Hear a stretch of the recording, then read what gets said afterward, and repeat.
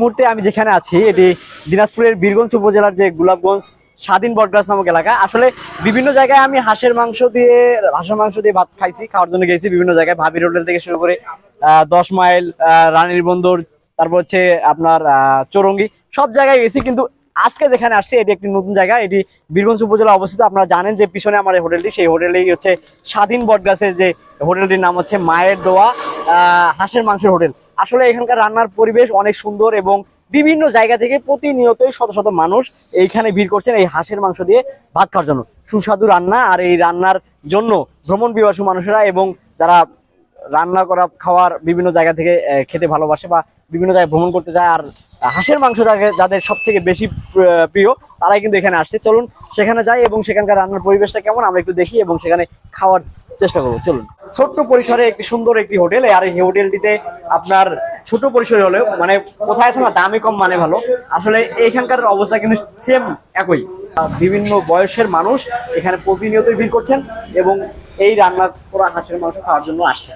তো আমরা এখন খাওয়া দাওয়া করবো, চলুন। এই যে আমরা এখন খাইতে বসছি আর কি। এখানকার পরিবেশটা আসলে অত্যন্ত সুন্দর এবং মনোমুগ্ধকর পরিবেশ।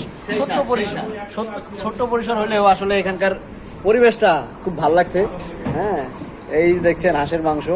আসলে বিভিন্ন জায়গায় হাঁসের মাংস দিয়ে খাওয়া দাওয়া করছি, কিন্তু এখানকার মতো মানে সেই স্বাদটা কিন্তু আমি পাইনি। তাও আজকে দেখি কেমন লাগে এখানকার। এর আগেও খাইছি, আজকে একটু খাচ্ছি, দেখি আরো কেমন লাগে। সেই স্বাদ, ওয়াও, সেই স্বাদ। এত স্বাদ কেন? হ্যাঁ, আমাদের সাথে আরো কে কে আছে সেটা একটু আপনারা দেখাই। এই যে এতক্ষণ যে ছিল আমার ভাইয়া, কি অবস্থা?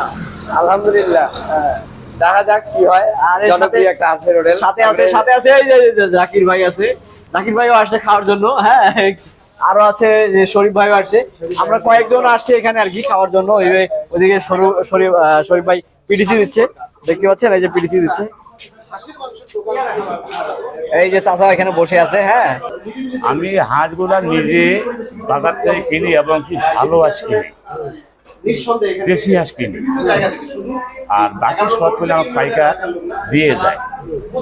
পাইকারের বাড়িতে জগদল গড়েয়া ওরাই আমার বেশি চালায়। এইখানকার আসলে খাওয়ার মান ভালো, সে খাবে নিজে বলবে খাওয়া ভালো না খারাপ।